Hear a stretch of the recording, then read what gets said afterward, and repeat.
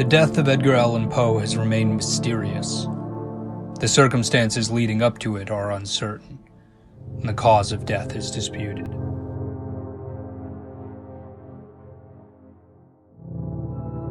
On October 3rd, the poet was found delirious in Baltimore outside a bar known as Gunner's Hall.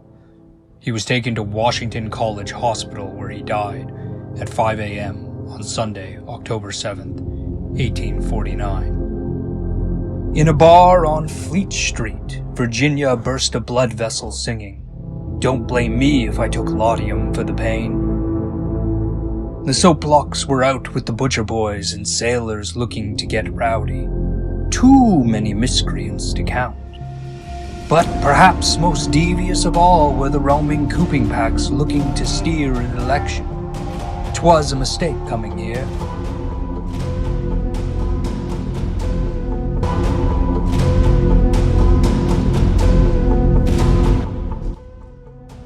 As I backed away from the torchfire gangs, my foot hit a bottle and a black cat sprang.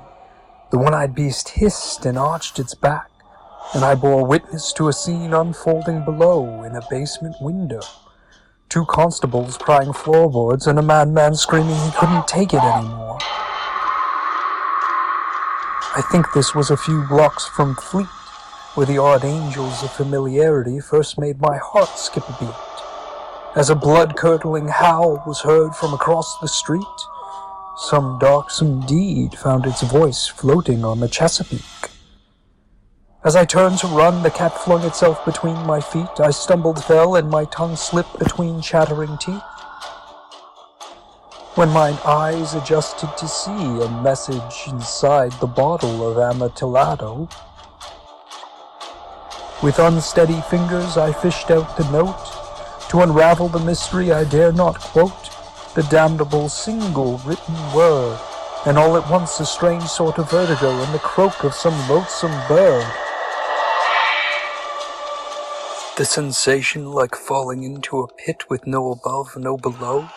I was plummeting into the disordered chambers of my soul. I swear never more was my sanity further hindered as from that precipitous drop between dream and conscious thought, where my imagination wrought to the finely tuned tragedies of rot. And the worm squirmed and the devils care not, for horror was the core and marrow of the plot.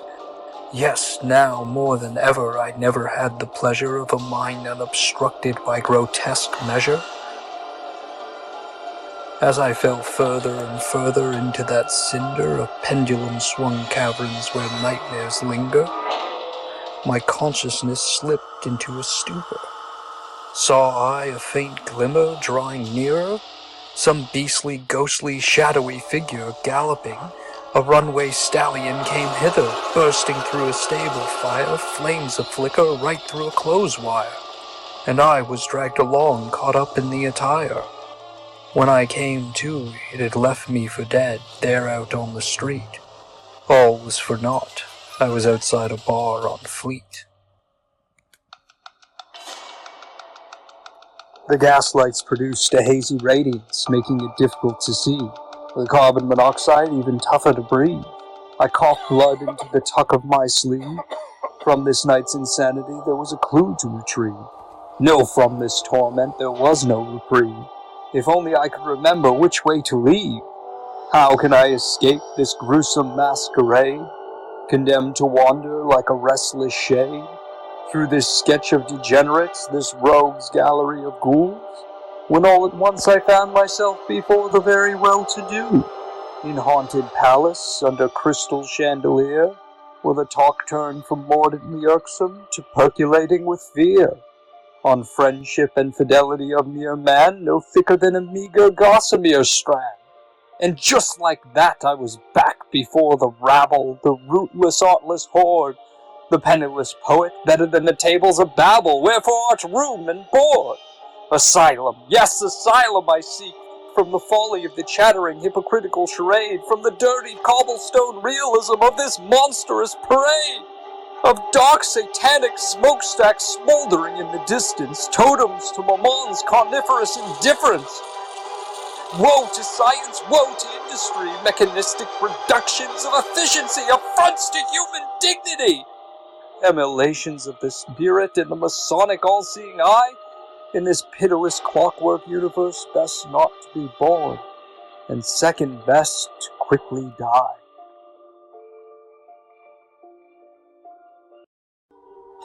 Poe, Poe, Poe, Poe, Poe, poor Poe, the poor poet, poor me.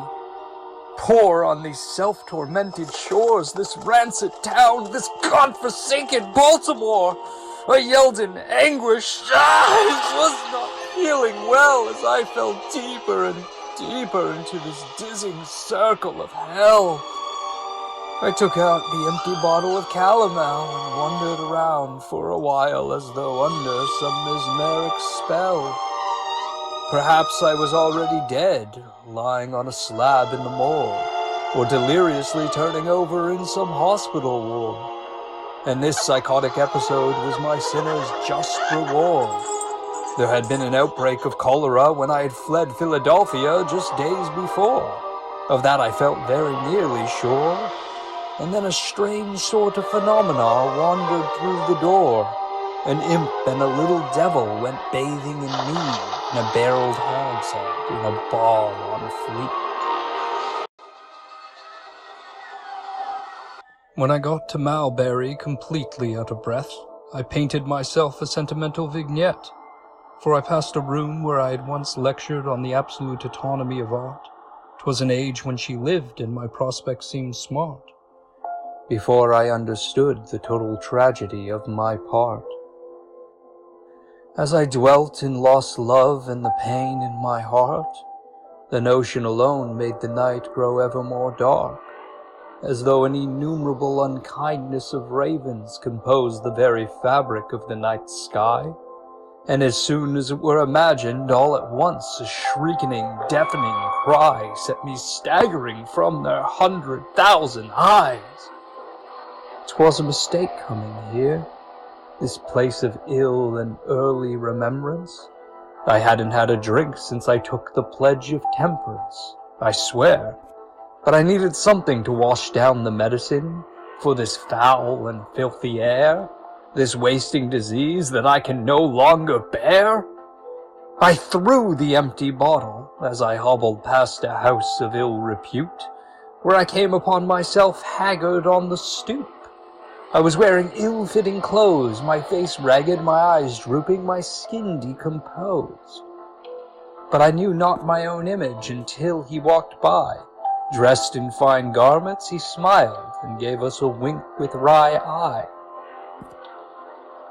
I must be seeing double, because soon the bawdy housers were seen to multiply. Depraved wretches presiding in doorway and corner, dens of infamy where the soul of man becomes lost and disordered. I rushed past the painted ladies, poisonous flowers in disguise, when one frightfully alluring thing took me by surprise. All raven-haired and dark-eyed, she thrilled me by some nocturnal aura of Gothic excess, in her low-bodiced Victorian sailor-stained dress. To these sensations I must confess, but I twisted beyond past, over to the necropolis where I would soon find rest. But there caught I a sight so vile, digging up fresh corpses was the necrophile. One pale beauty splayed over a grave, turned to give me a strange sort of wave. As I recall, two were murdered on Lafayette the evening before. Perhaps the burials had been premature. Some dissociation of mind made my thoughts turn to the fair maiden Lenore. Or was it Annabelle whom the angels envy more?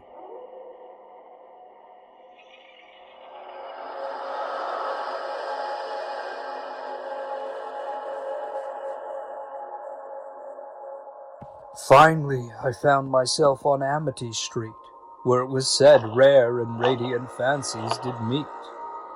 And all at once I remembered sweet, gentle Elmira, and the chance of life suddenly grew nearer.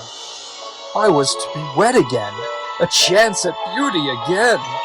Yes, you could read all about it in the stylus, with the rest of the world, not to be biased, but their ears I would bend to the scratching Baroque rhythms of my pen. Finally, my ragged soul had discovered the key. No longer maudite, love would set me free. Upon this blessed vision the angels called out to me in celestial spheres of sacred harmony, and I floated through meadows of bursting lilac and wild rose. Then my stomach turned again, and the worm squirmed again, and the groggery spilled over with unripe boys and unsound men. Anyway, I was sick and tired of this disease of the pen, and in some perverse way I even wished for my end. And there he stood, my one true friend, the crimson-cloaked phantom.